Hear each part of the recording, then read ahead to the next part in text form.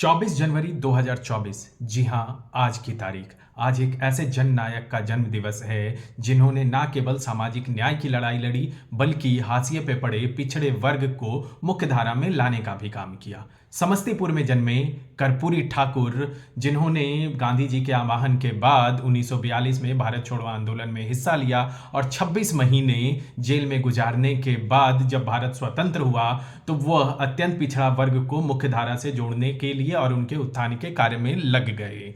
1967 में जब बिहार समेत देश के 9 राज्यों में पहली बार गैर कांग्रेसी सरकार बनी तो उसमें बिहार के महामाया प्रसाद को मुख्यमंत्री बनाने में भी कर्पूरी ठाकुर का बहुत बड़ा योगदान था, जिनका पुरस्कार उन्हें उप मुख्यमंत्री के पद और शिक्षा विभाग का पदभार के तौर पे मिला, जहां पर उन्होंने मैट्रिक परीक्षा में अंग्रेजी की पास की अनिवार्यता को समाप्त कर पिछड़े अति पिछड़े वर्ग से आए हुए लोगों के साथ साथ आदिवासी युवाओं का भी ध्यान रखा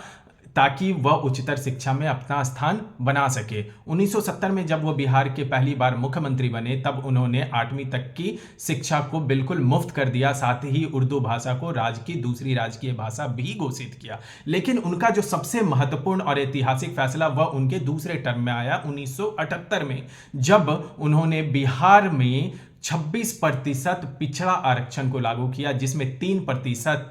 सभी वर्गों की महिलाओं के लिए, 20% पिछड़े वर्ग के लिए, 3% स्वर्ण जाति से आने वाले गरीब तबके के लिए किए, जिसका विरोध उन्हें बहुत ही प्रखरता से झेलने को मिला। जहां पर स्वर्ण जाति ने ना केवल उन्हें कई प्रकार की भद्दी भद्दी गालियां दी बल्कि उन्हें अपमानित करने के का भी काम किया, जहां पर उनके लिए इस तरीके की भाषा का उपयोग किया जाता था कि कर कर्पूरी तू कर पूरा, गद्दी छोड़ के धर उस्तुरा। इसके साथ उन्हें मां और बहन की गालियां लगाकर भी दी जाती थी, लेकिन उन्होंने कभी भी इन बातों का ध्यान नहीं दिया और पिछड़ी वर्ग के उत्थान के लिए, सामाजिक न्याय